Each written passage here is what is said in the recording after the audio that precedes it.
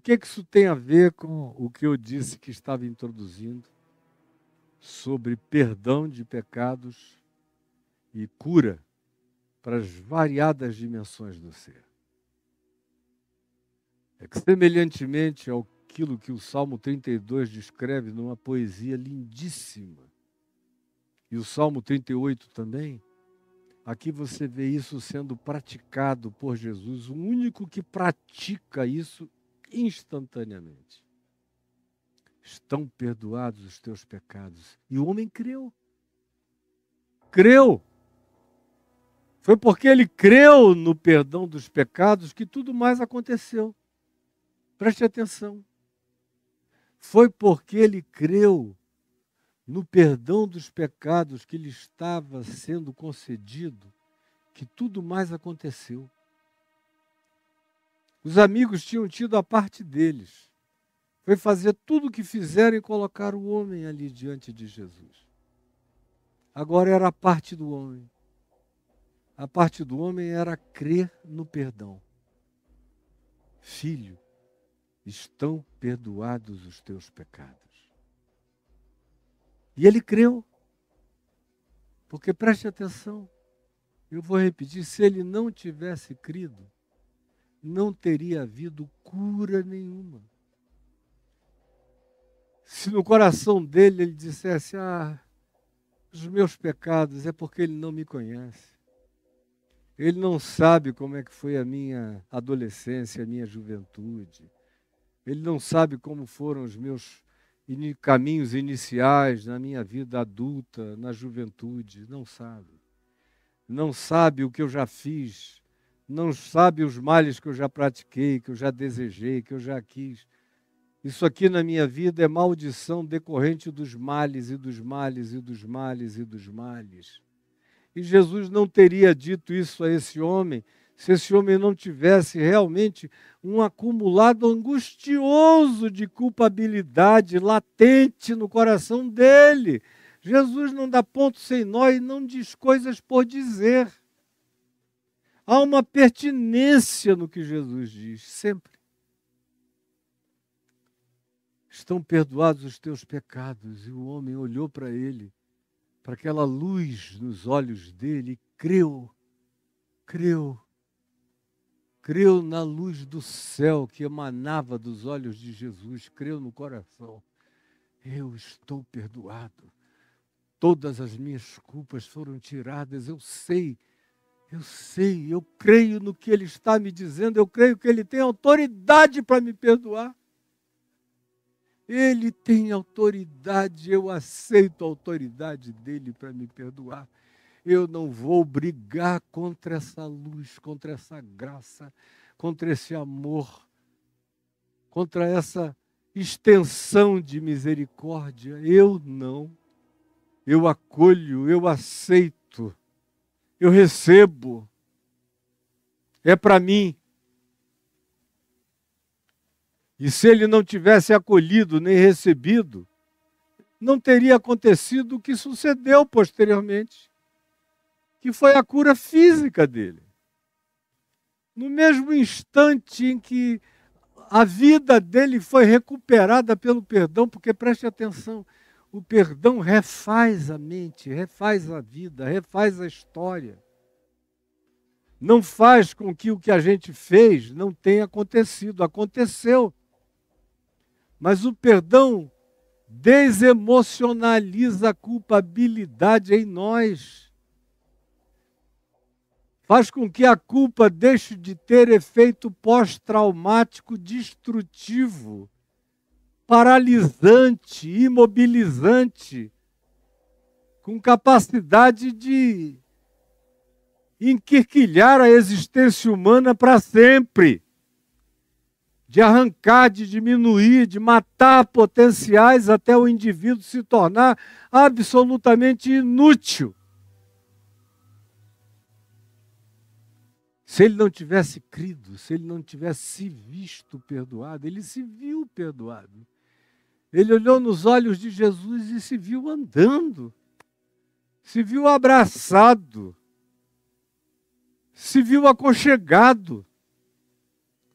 Ele viu que de fato não havia brincadeira, não era um jogo semântico, não era uma trucagem psicológica. Era uma afirmação real, de contundência, acerca do perdão da vida dele, que agora estava consumado, feito. E ele leu isto na escritura da vibração e da luz dos olhos de Jesus.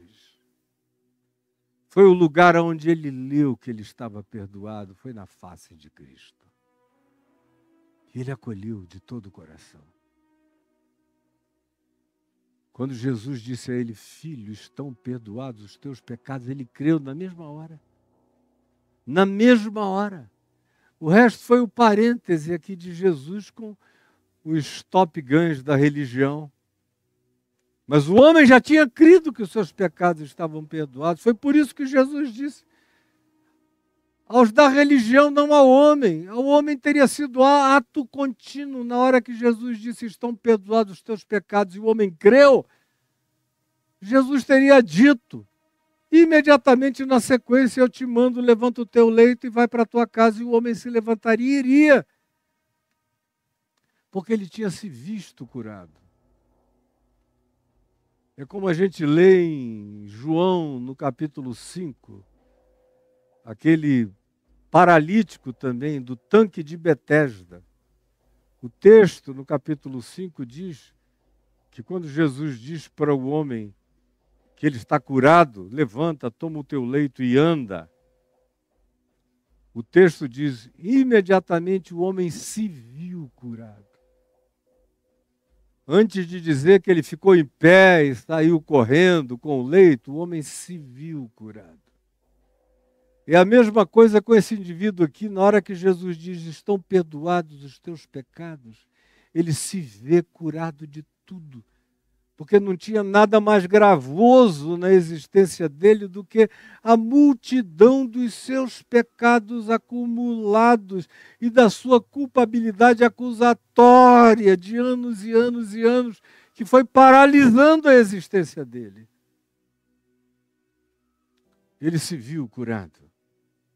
E porque ele se viu curado, Jesus disse, eu te mando, toma o teu leito e vai para a tua casa, levanta. E ele, na mesma hora, se levantou, porque já estava curado. Quando o perdão entrou, a cura pervadiu o ser dele. Foi tomando conta de tudo, foi penetrando cada partícula, cada célula, cada neurônio, cada estrutura muscular. Foi penetrando todos os ligamentos. Foi entrando e fazendo sinapses novas em toda a estrutura neurológica do indivíduo, em toda a camada e a profundidade cerebral dele. E tudo isso começou num processo de fé na interioridade mais profunda. Quando ele ouviu a palavra e viu aqueles olhos e creu. Aí inicia-se o milagre. Enquanto Jesus diz o que diz aos líderes da religião, o milagre está acontecendo. Jesus fecha o parêntese e diz, eu te mando, levanta, toma o teu leito e vai para casa. E o homem já está com tudo restaurado, imediatamente se levanta e anda. E aí você diz, o que isso tem a ver com a gente hoje aqui? Eu tenho lidado, no curso da minha vida, não por causa de Freud, ou de Jung, ou de Lacan, ou de qualquer especialista, ou de qualquer corrente psicológica, mas por causa de Jesus. Por causa dos salmos lidos a partir de Jesus. Há décadas e décadas e décadas da minha vida, eu tenho lidado com uma quantidade enorme de circunstâncias dessa natureza. De gente para a qual eu olho e vejo que a doença do indivíduo é a culpa dele ou dela. E a culpa vai produzindo e produz todo tipo de desordem, de transtornos. Alguns ficam na ordem apenas dos transtornos psíquicos. A culpa instalada na psique, na mente, na alma, na estrutura emocional, afetiva do ser, botando raízes profundas nas camadas mais íntimas da gente, vai gerando transtornos mentais, gera e produz neuroses, como toda neurose, de uma recorrência ininterrupta, crescentemente ininterrupta, e não tem mente que suporte a ininterruptibilidade de uma neurose que se instala gravosamente contínua na gente. Ou dos pânicos paranoicos, resultados de culpa que vão gerando toda sorte de transtornos, de angústias, de bipolaridades, de alternâncias, de dúvidas incuráveis, até que elas se instalam como certezas negativas contra o indivíduo, de vozes acusadoras, que vão crescendo, que vão se esquizofrenizando na gente. E existe esquizofrenia e existe gente que vai sendo esquizofrenizada pela própria culpa. Pelos ecos acusadores na consciência. Há outros em que essa culpa não fica apenas nas dimensões dos transtornos psíquicos e mentais, o que já é de uma gravidade terrível. Mas há outros que levam isso para a pele. E isso vira doença alérgica. A maior parte das nossas alergias, e eu não quero ser leviano ao dizer a maior parte, deixa eu diminuir a força dessa afirmação. Boa parte das nossas alergias decorrem de psicossomatizações. Se tem uma coisa que a psicossomatização faz, é produzir, não são todas, deixa eu dizer, mas muitas, alergias súbitas, inexplicáveis, que você se testa para tudo e não consegue descobrir de onde aquilo vem. Como eu já experimentei em mim, por causa de culpa. Culpa. O ano de 97, o ano de 98 foram 2 anos tão cheios de culpa em mim, que eu comecei a ter reações alérgicas que eu nunca tive na vida. Eu sou um ser antialérgico, praticamente. Eu não conheço alergia a nada.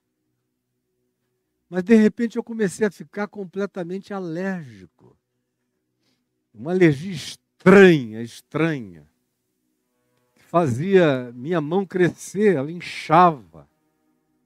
Aí ela desinchava e passava para esse lado. Aí esse lado inchava. Aí passava 15 minutos depois para a minha boca. E os meus lábios inchavam, a minha língua inchava. As minhas narinas ia se alternando. Uma coisa sumia e as narinas iam inchando. A orelha ia crescendo, ardendo. O pênis inchava, o saco escrotal inchava. Ronchas projetadas em alto relevo no meu corpo apareciam inchadas, saltadas no corpo inteiro. Os dedos dos pés, das mãos, o corpo em alternância. Foi metade do ano de 97 e o ano de 98. E eu não sabia exatamente de onde aquilo estava vindo, mas eu sabia que tinha uma relação profunda com a culpa que eu estava experimentando.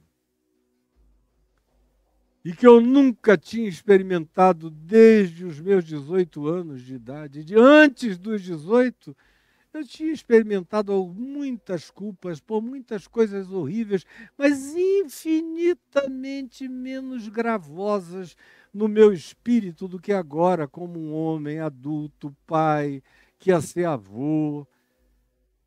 conhecido no mundo inteiro como pregador do Evangelho, respeitado na terra toda. E o que eu estou dizendo aqui não tem nenhum exagero, nenhum superlativo. No Brasil e fora do Brasil, respeito em todo lugar. Aí, de repente, eu me entrego à permissão de um tropeço de natureza sexual que abismou a minha vida numa angústia culposa sem tamanho, sem dimensão, sem mensurabilidade, horrorosa, para a qual não havia possibilidade de diálogo de mim comigo mesmo, que a diminuísse nem o nível, porque eu sabia que eu não devia, que eu não podia, e que eu estava fazendo pelas piores das razões, simplesmente porque eu podia fazer. Pela pior de todas as razões, era só porque eu podia fazer. E eu estava com raiva. Raiva profunda. Pretextuando raiva contra a hipocrisia do mundo e da religião, eu me permiti. E ao fazer isso, eu chamei sobre mim um juízo que só vem sobre a cabeça daquele que anda honestamente com Deus e que não consegue fugir de Deus mesmo na deliberação do seu mais definido e autodesignado pecado. Era o meu caso. Eu conheço em mim, no meu corpo, as consequências da relação entre culpa e reações somáticas. Como logo a seguir eu fiquei preocupado que eu desenvolvesse um câncer. Eu tinha quase certeza que se eu não tratasse daquele assunto, da minha culpa, na presença de Deus com sinceridade e com verdade, eu iria morrer de mim mesmo. Porque eu tinha consciência de Deus em mim. Eu nunca vivi sem Deus um segundo da minha vida. Tudo que aconteceu, aconteceu de mim na presença de Deus, comigo diante de Deus, na cara de Deus. Aí depois vieram os sintomas de sangue vivo na evacuação. Foi quando precipitadamente um médico me diagnosticou como estando com câncer no intestino. Eu levei 15 dias com aquele diagnóstico de câncer no intestino com metástase no fígado. Para então e só depois de 15 dias de radiografia computadorizada, descobrirem que era uma diverticulite em estado praticamente de supuração. Graças a Deus eu estava supurando para dentro do fluxo intestinal, que se tivesse ido para fora teria dado septicemia, eu teria morrido de infecção generalizada, sem assistência médica nenhuma nos Estados Unidos.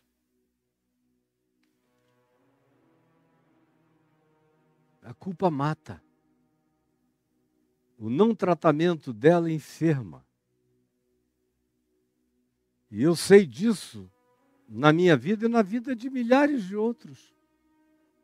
Como, por exemplo, só para concluir, porque o tempo já estourou bastante aqui. Uma vez eu cheguei numa das cidades do Nordeste, estava pregando lá num estádio, de manhã para os pastores, à noite para a população da cidade inteira, aquilo lotado. E alguém me pediu insistentemente para visitar um dos homens mais ricos da localidade, que tinha matado um genro, atirado no genro e matado o genro, por ódio, por causa de uma confusão do genro com a filha dele, ele matou o genro. Um genro a quem ele amava, tinha amado a vida inteira, mas matou no impulso de raiva. E depois que matou, deu um grito e nunca mais falou. Emudeceu para sempre. E eu aceitei ser levado lá e fui lá. Era uma manhã quando eu entrei na casa, num bom apartamento dele, e o homem calado. Já há alguns anos calado, a boca vai murchando. Não se faz exercício. Isso que eu estou fazendo aqui é um exercício de musculatura facial extraordinário. Você para de falar, vai murchando tudo, vai secando tudo na face. Ele já estava totalmente deformado pela ausência de vocalização. E eu cheguei e comecei a falar de perdão, de perdão, de perdão. Aí eu vi o homem começar a chorar, chorar, chorar, chorar, chorar, chorar. E eu disse a ele em nome de Jesus. E vai ter gente aqui me acusando de blasfêmia. Porque eu falei a ele, eu vim aqui em nome de Jesus dizer a você, filho. E eu falei eu mesmo com a minha boca. Eu vim aqui em nome de Jesus, com a autoridade que Jesus me dá no Evangelho, de fazer como ele fez, de repeti-lo em favor do meu próximo, com toda a minha sinceridade, como se Cristo mesmo estivesse aqui e ele está operando através de mim, em ti. Eu te digo, filho, estão perdoados os teus pecados. A família perplexa, o homem chorando. E quando eu acabei de falar, pela primeira vez em anos, ouviu-se uma voz saindo quase gutural, pela falta de musculatura facial e pela paralisia na própria língua, que já não se movia tremulante para falar há quantos anos? Se ouviu aquela voz vindo de dentro dele. Jesus! Jesus! E ele começou a dizer Jesus, e à medida em que ele ia dizendo, ia falando cada vez mais claramente, mais claramente, mais claramente, até que ele disse obrigado, obrigado, até que ele falou fluentemente obrigado, Jesus, por me perdoares, anos depois. Agora, ele tinha ido para todos os especialistas, em todas as correntes psicológicas e tinha tomado todos os remédios, for assistido por todos os psiquiatras, mas era preciso que chegasse alguém com a autoridade de Jesus, falando em nome de Jesus, como se fosse o próprio Cristo.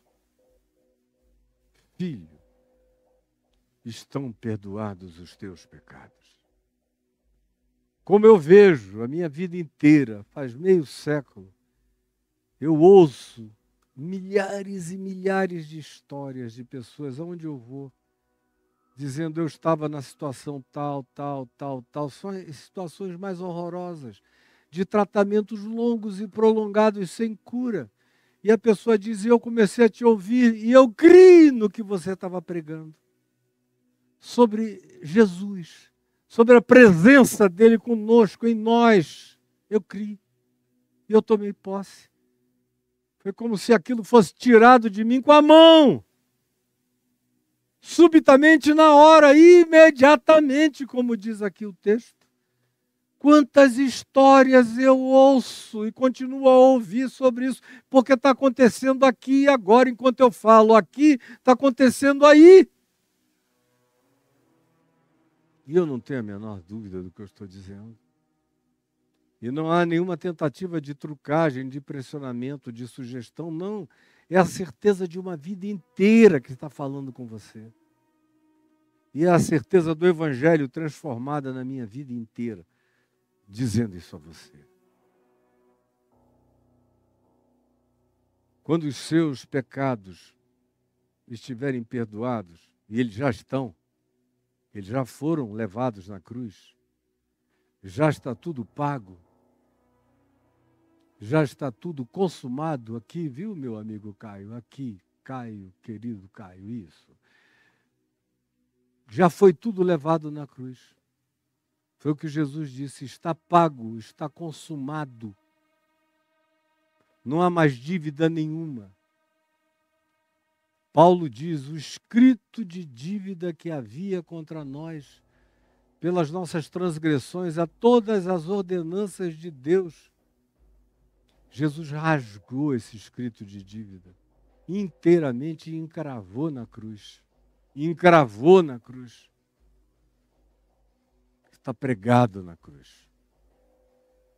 Acabou. Eu ando sem culpa no mundo.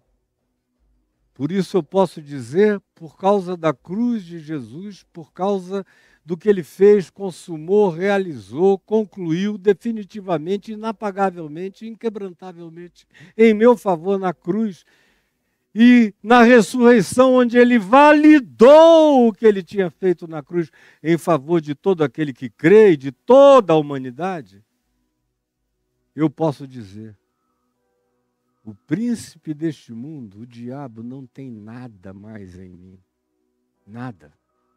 Porque eu não guardo uma única culpa em mim mesmo. Eu ando perdoado, limpo, lavado. Totalmente limpo.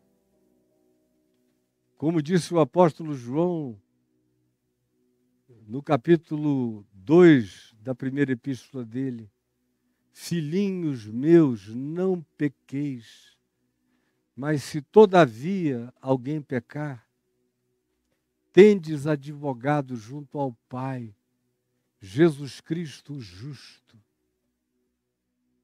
Ele é a propiciação pelos nossos pecados. Ele é a cobertura pelos nossos pecados. E não somente pelos nossos próprios, mas ainda pelos do mundo inteiro. E eu creio, crerei sempre nisso. Isso não abre margem para nenhum cinismo em mim. Quanto mais eu creio nisso, mais limpa, mais tranquila, mais cristalina, mais pura, mais tranquilizada, mais pacificada, mais harmonizada a minha vida se torna em Deus, com Deus e em mim mesmo. E em relação a todo e qualquer outro próximo que eu tenha. Será sempre assim, com a graça de Deus, até o último dia da minha existência. Porque eu não sei e não quero viver de outro modo, e a existência de outro modo, qualquer tentativa de praticá-la de outro modo, é insuportável. É insuportável. É adoecedora, arruína com a gente na mesma hora, começa a fazer mal e não demora. Eu já extrapolei o nosso tempo imensamente. E eu quero só pedir a Ti, Jesus, que essa palavra sobre culpa e graça, culpa e perdão, culpa e cura divina, culpa e restauração na graça de Deus,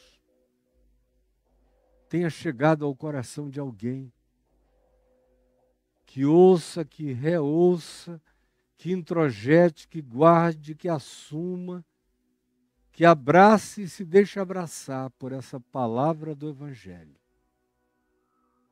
que está aqui posta diante de quem quiser, a qualquer hora e a qualquer tempo que o coração deseje receber. É o que eu te imploro, é o que eu te peço. Agora,